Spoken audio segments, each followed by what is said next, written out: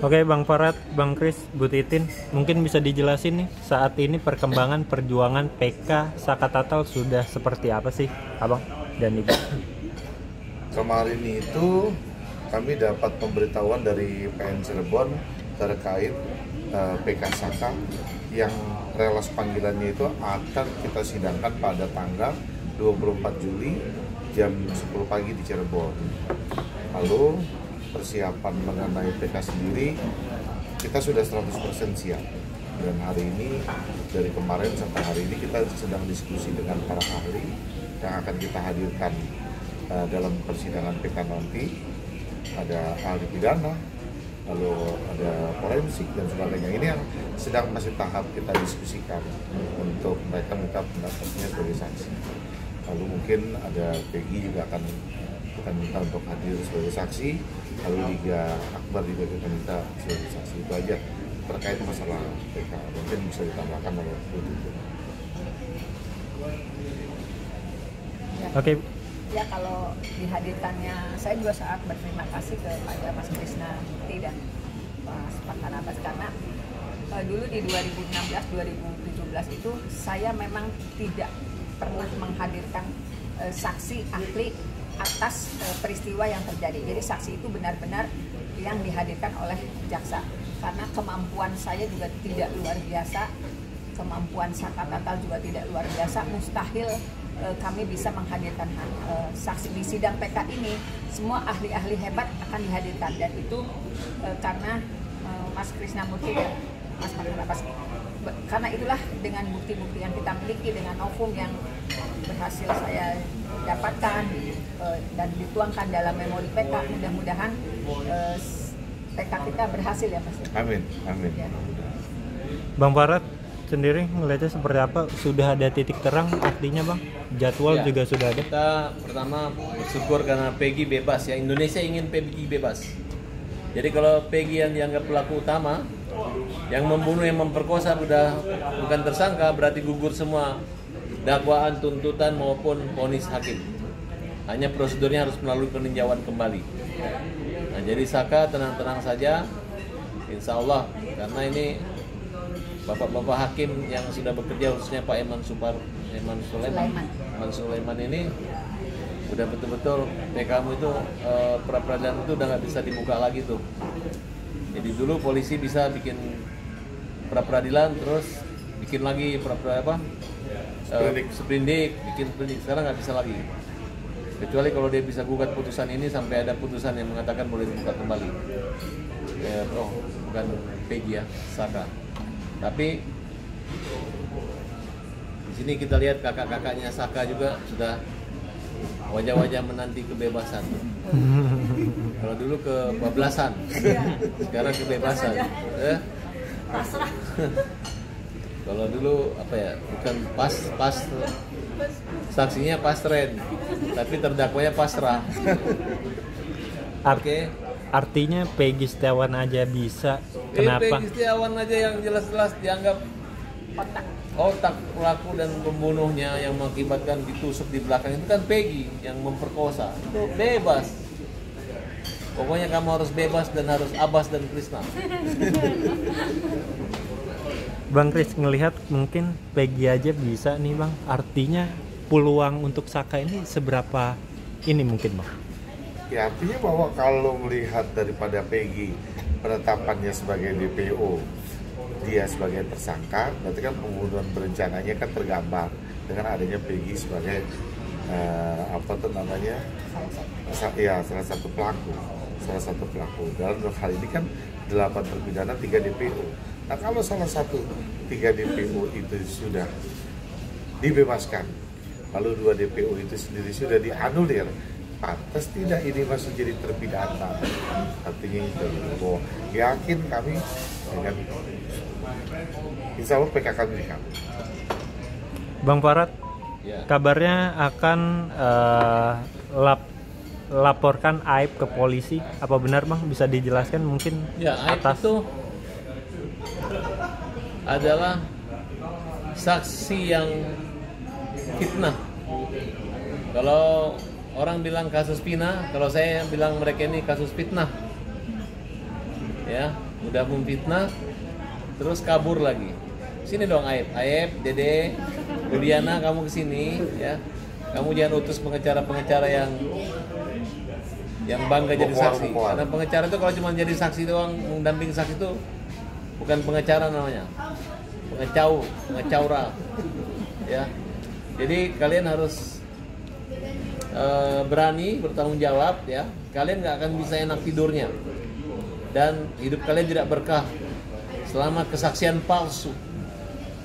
Mungkin tidak, kamu bisa mengelabui Tuhan dalam kesaksian palsu, tapi seiring waktu, seiring yang lain pada sadar, Liga Akbar sadar, kemudian terbuka bahwa oh begini ya cara jaksa mem-P21kan perkara, cara jaksa mengumpulkan berkas, cara jaksa membuat dakwaan, cara jaksa membuat tuntutan. Oh begini ya, oh hakimnya walaupun BAP dicabut, mau berputar-putar sidang berhari-hari, berbulan-bulan, tetap aja divonis sesuai dengan BAP. Oh seperti itu.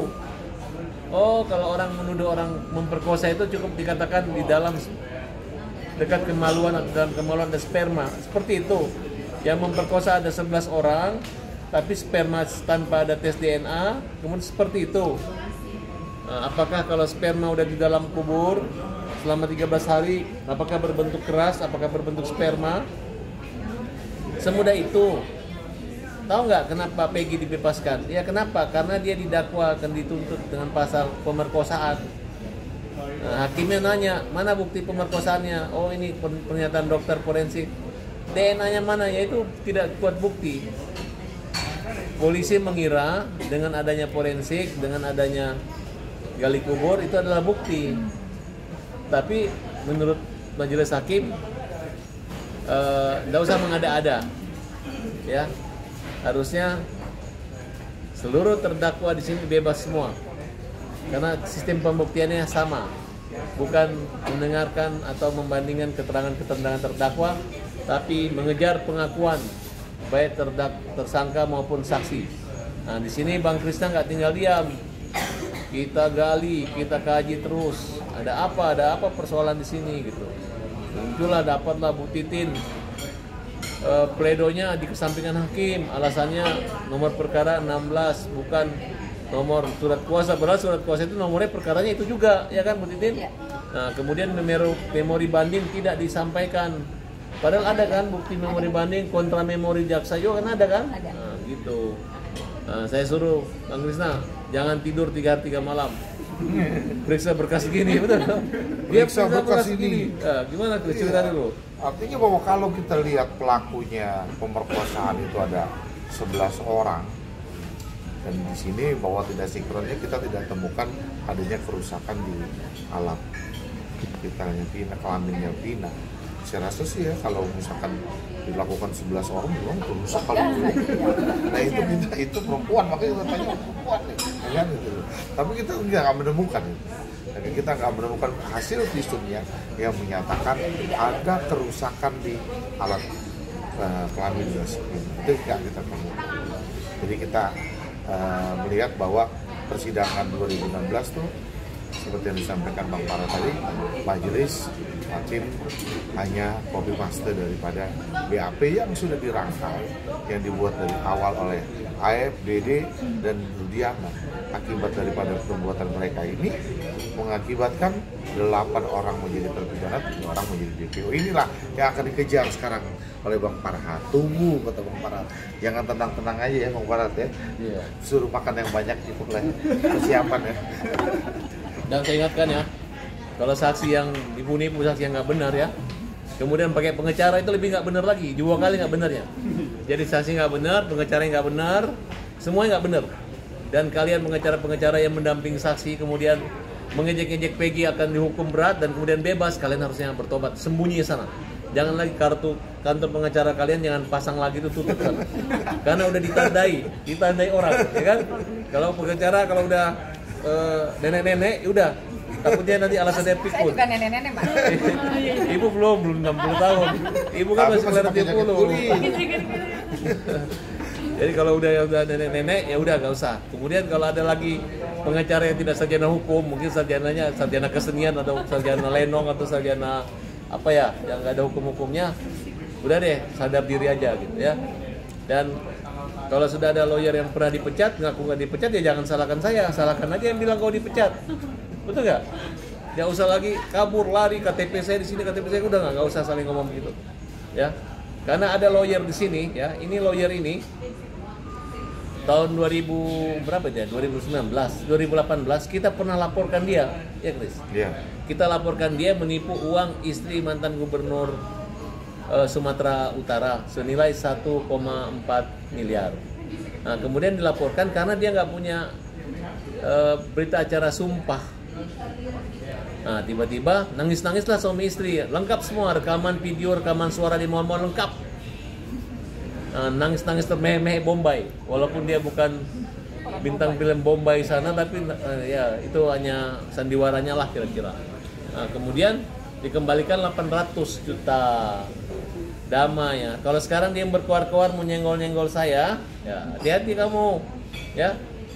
Bahwa yang penipu itu siapa, yang ganti rugi itu siapa, ya. Mau di mentang-mentang di SP3 ya, itu gara-gara karena sudah damai dihentikan kan. Tapi intinya Adanya SP3 itu karena adanya perdamaian yang telah dikembalikan uangnya.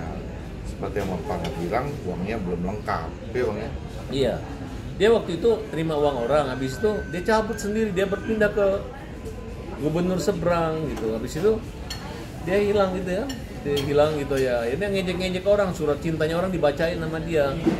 Ini lawyer atau wartawan menurut klien kami gitu. Oh ternyata dia mantan wartawan.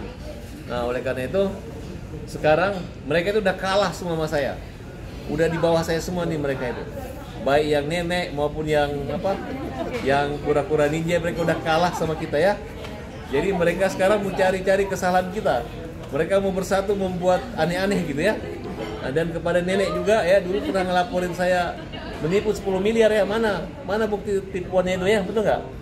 Nah, kenapa? Akhirnya apa yang terjadi, udah diam-diam aja, saya ingatin aja, kalau maling jangan teriak maling, kalau lu maling aja. Oke, itu aja.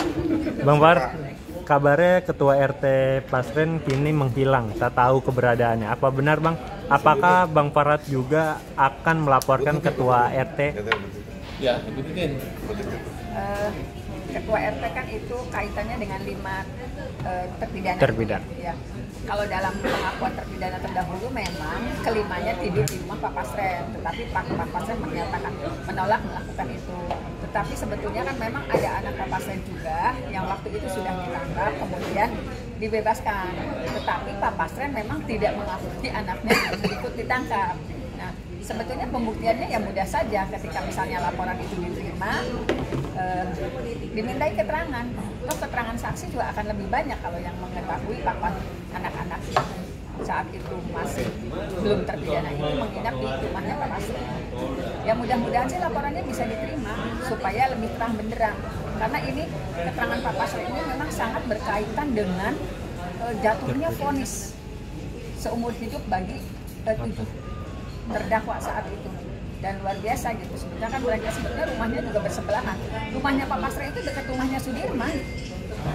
Walaupun sekarang gini, ada kontradiksi di persidangan terdahulu. Pak Pasren tahu Sudirman tidak pernah mabuk-mabukan, tidak pernah minum-minuman keras, tidak pernah berkumpul dengan anak-anak itu. Dan itu dikuatkan dengan keterangan kesaksian Kahwi di persidangan. Tetapi di satu sisi Pak Pasren juga menolak, menyatakan anak-anak itu tidur di rumah Pak Pasren. Jadi memang ada keterangan yang kontradiktif di saat itu. Jadi memang seharusnya diharapkan kepada kepolisian keterangan Pak Pasren, laporan Pak Pasren itu oleh orang tua para terpidana bisa diterima supaya terang benderang sebetulnya siapa sih yang berbohong. Apalagi waktu itu kan di sidang sebenarnya disumpah dan ada pengakuan Pak Pasren yang dia kenal tetapi tidak ada unsur persaudaraan. Padahal di dalam terpidana itu ada juga saudara Pak Pasren yang masih merupakan keponakannya. Saka sendiri ngelihat kebebasan Peggy seperti apa, Saka? Ya kalau Saka pribadi ya lihat Peggy bebas aja udah senang. Apalagi nanti kalau ini PK-nya berhasil, Saka tuh lebih senang lagi, lebih apa ya, beda lagi tuh suasananya.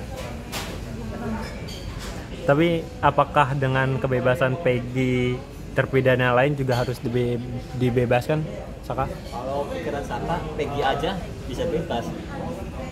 Jadi yang 7 yang di dalam juga intinya tuh harusnya bisa, harus layak mendapatkan hak. Kenapa yakin bebas? Karena apa? Karena yakin bahwa Saka juga sama yang lainnya tidak pernah melakukan apa yang ditujukan. Tapi Saka sendiri ngelihat sosok Aib sendiri seperti apa, Saka? Kalau Saka nggak kenal Aib, nggak kenal sama sekali, juga nggak kenal. Jadi gini Mas, Aib itu tidak seumuran dengan Saka. Aib dan Dede itu memang kos di tempat cucian mobil itu. Dia bekerja di rumah. Aib itu kalau alamatnya di Bekasi, Cikarang. Kalau misalnya Dede itu di Gunung Jati. Kalau dengan Saka memang tidak berhubungan karena umurnya jauh. Aib itu kan dewasa pada saat 2016-2017, sementara Saka masih anak-anak. Jadi kalau misalnya Saka ditanya kenal Aib, kenal Dede, ya memang nggak kenal karena tidak seumur. Gitu. Oke. Bang, melihat kebebasan Peggy Cirebon ini, netizen mulai menyari lagi. Kan ada Peggy Cianjur, Bang. Dari abang sendiri ngelihatnya seperti apa, Bang? Kalau dari awal kita nggak tahu, artinya bahwa kan masalah itu kita nggak paham tentang siapa nih Peggy Cianjur, siapa Peggy ini. Cuman yang memang kita tahu dengan keputusan Hakim 2016 adanya DPO yang bernama Peggy. Makanya cuma Peggy-nya Peggy Cianjur, Peggy Cirebon atau Peggy mana kita nggak paham. Tapi ngelihat mendesak juga nggak sih agar segera diperiksa, seenggaknya kasus ini bisa terang benderang? Itu sih kan kewenangan penyidik, artinya bukan kewenangan kita berfokus kepada PK aja. Artinya bahwa kalau itu menjadi kewenangan penyidik, itu dibutuhkan dalam keterangan yang akan datang dalam pengungkap kasus ini, itu kewenangan penyidik sekali lagi. Bang, tanggapannya Bang tentang Rasman ingin laporan Hakim Eman Sulaiman ke Ketua Komisi Yudisial. Tanggapannya Bang? Kita itu pengacara, kalau udah dapat hakim yang benar, jangan ancam-ancam hakim ke kaya laporan Komisi Yudisial. Diam-diam aja kalau mau laporin hakim. Pengacara, namanya pengacara itu harus tahu diri, mengukur diri ya. Hakim itu adalah orang yang kita muliakan. Nah, kalau kamu mau ngelaporin ya lapor aja surat, diam-diam aja. Ya kalau benar, kalau nggak benar gimana? Ya, bisa nggak berubah putusan? Ya, ini orang punya pengalaman nggak bagus. Dia dilarang masuk parkir aja ngamuk-ngamuk, teriak-teriak. Orang nggak ada sopannya gitu. Makanya kamu sekolah kesopanan nggak? Sekolah apa ya? Selama menurut saya nggak usah didengarnya. Itu anggap aja dia kalimatnya kasar. Ketemu orang itu cuma teriak, kentut, anjing, itu doang mulut-mulutnya gitu. Kali ini ya, ingat ya, Ran, kamu nggak akan saya maafkan lagi. Kamu hanya bisa bertobat nanti di neraka aja. Di Indonesia udah nggak bisa dimaafin orang kayak gitu. Ini saya akan marah gitu. Dan terbukti kamu telah menzolimin orang-orang yang terzolimin ini. Kamu seolah-olah mengatakan membela orang yang dibunuh, tapi memang emang ada yang setuju orang dibunuh di sini? Nggak ada kan? Tapi yang tidak setuju kan orang nggak salah dihukum kan? Kira-kira begitu, ya Chris? Jadi udah. Orang tidak salah dihukum. Jadi pengadilan udah tahu. Kalian itu udah nggak laku di pengadilan, udah nggak dicuekin di pengadilan, karena kalian tuh kasar sama pengadilan, tidak sopan sama hakim-hakim, ngejek. Pengacara nggak boleh gitu. Sesama rekan aja pengacara tidak boleh saling sindir, saling maki. Ini mereka mau ganggu-ganggu namanya Asep Eman Sulaiman ya. Tahu diri aja, kamu siapa? Ya, minta tolong sama tetanggamu aja kamu nggak akan ditolong kok. Betul nggak? Terkenal udah satpam di tetangganya paling pelit, nggak mau store iuran RT, ya, betul nggak?